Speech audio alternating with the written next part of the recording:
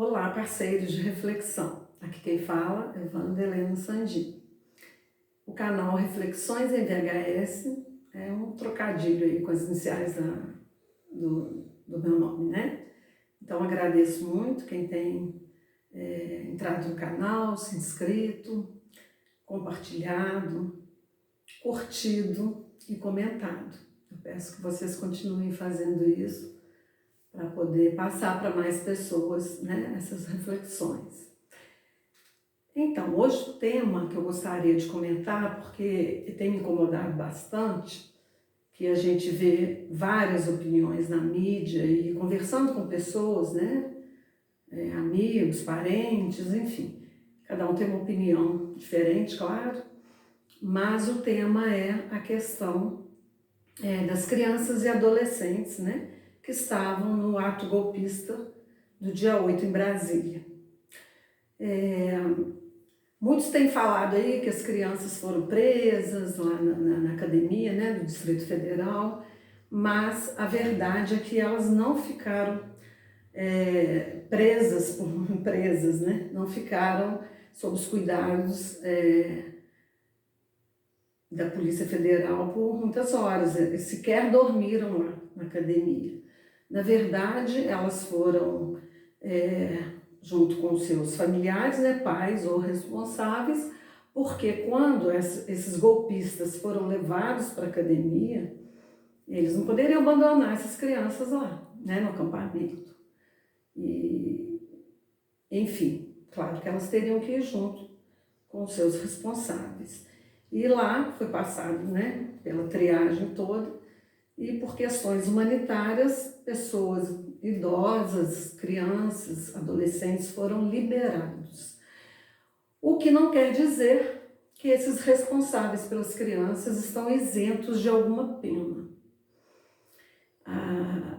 Tanto os golpistas, né, quanto as crianças e os adolescentes, eles receberam todo o apoio, né, receberam alimentos, e tinha representantes do ECA acompanhando toda a situação. O ECA é o Estatuto da Criança e do Adolescente e que prevê pena para pessoas que expõem crianças e adolescentes em situações de risco. Vejam bem, quem foi para Brasília não foi lá para ficar cantando o hino nacional, né? Eles foram já com intenção de fazer um golpe à democracia e claramente eles sabiam que haviam riscos de violências. Não se sabe, né, pelo que eu pesquisei, não se sabe de terem vídeos de crianças e adolescentes fazendo alguma quebradeira, mas elas estavam lá e elas estavam sob situação de risco. Então, esses familiares foram liberados com essas crianças, mas vão ter que responder por isso. Podem, dependendo da situação de cada um, a família pode até perder a guarda da criança pelo fato de que não tiveram, né, essa responsabilidade de não pensar, né?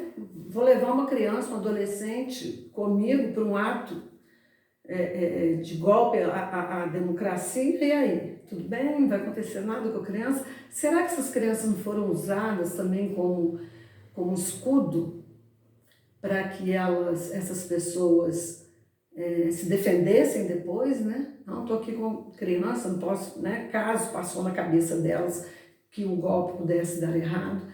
Na verdade, acho que elas tinham certeza que o golpe ia dar certo e que nada ia acontecer, né? Mas até hoje a gente vê aí nas mídias que as pessoas negacionistas, né, negam as eleições democráticas que o país teve, que negam tudo que a gente já sabe, né, orientadas por uma mídia de WhatsApp, onde estão fazendo investigações que possivelmente levaram ao ex-presidente Bolsonaro, né? Então essas pessoas acho que ficam meio assim em outra realidade, né? Estão negando até hoje que as coisas estão sendo conduzidas desta maneira. Se sabe que alguns advogados conversaram com as pessoas que eles defendem, que alguns golpistas já estão conseguindo assim cair a ficha, entendendo a gravidade dos atos deles em Brasília. Outros não. Outros estão achando até que eles estão lá para daqui a pouco serem soltos e o golpe ser concluído na cabeça deles, né? Mas fica aqui essa reflexão.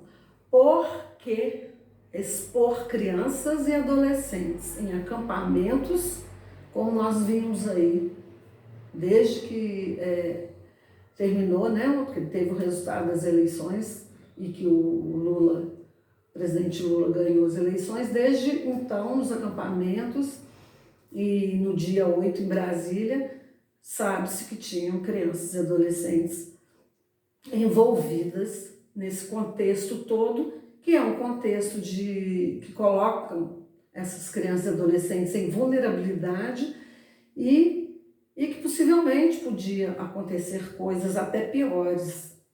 Graças a Deus não aconteceu. Então eu fico pensando, vamos refletir. Por que levaram essas crianças para esses atos violentos? Qual o intuito dessas pessoas? Será que elas não pensaram que essas crianças estavam correndo riscos seríssimos nesses atos violentos?